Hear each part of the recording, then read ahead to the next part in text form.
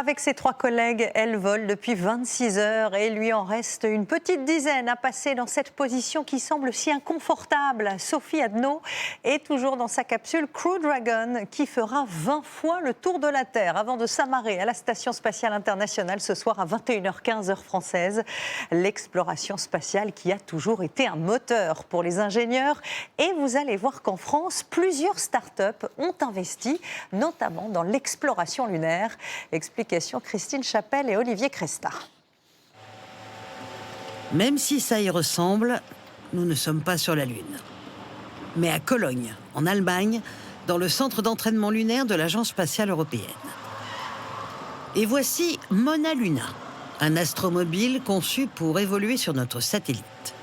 Une sorte de chariot télécommandé qui servira à transporter du matériel. Les variations de température sont énormes, il y a beaucoup de radiation. L'environnement lunaire est très très dur. Savoir que si on met des technologies terrestres sur la Lune, celles qu'on a l'habitude de voir sur nos véhicules par exemple, ça dure que quelques heures. L'astronaute français Jean-François Clairvoy a aidé l'entreprise à concevoir ce rover, notamment ses roues, particulièrement adaptées à la conduite lunaire. Les roues s'adaptent au terrain. Elles sont hyper déformables, elles s'usent très faiblement, donc elles peuvent parcourir de très grandes distances. Et troisièmement, elles permettent de franchir des pentes assez fortes, 20 degrés, voire plus, avec un très faible taux de glissement. Mona Luna a été présélectionnée par la NASA pour le retour des Américains sur la Lune, le programme Artemis. Son alunissage est prévu pour 2029.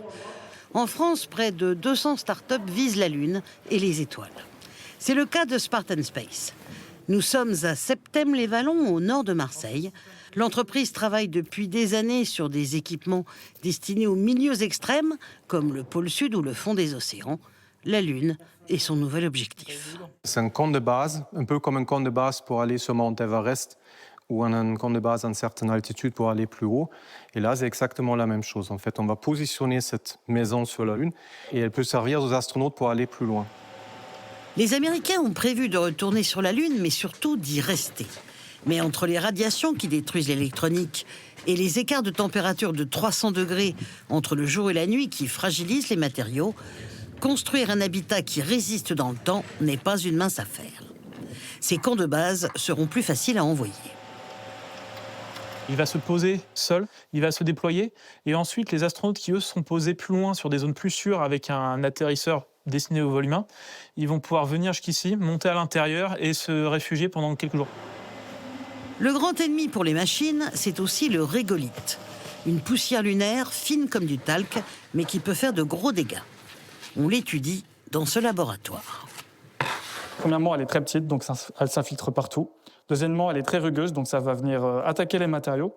Et dernièrement, elle est chargée en électricité, du coup ça va s'attacher à tous les mécanismes et les rovers, les habits, etc. La société a également travaillé sur une combinaison spatiale, plus besoin d'être américain, pour rêver de décrocher la Lune.